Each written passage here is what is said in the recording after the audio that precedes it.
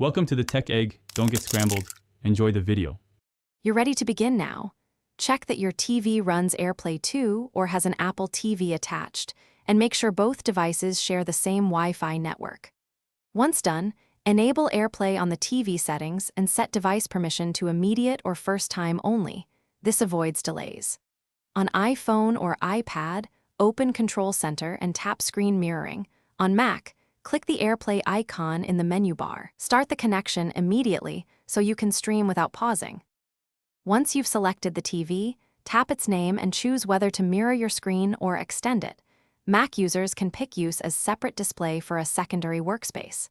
Make sure to adjust resolution or aspect ratio to match the TV.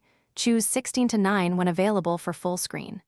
Control playback and volume from your phone or computer. The TV remote can fix audio lag. If streaming video, switch to the app's full screen mode for best performance and reduced compression. When you're done, end the session from Control Center or the AirPlay icon. This saves battery and frees the TV. Make sure to sign out of any temporary access if you used a guest mode.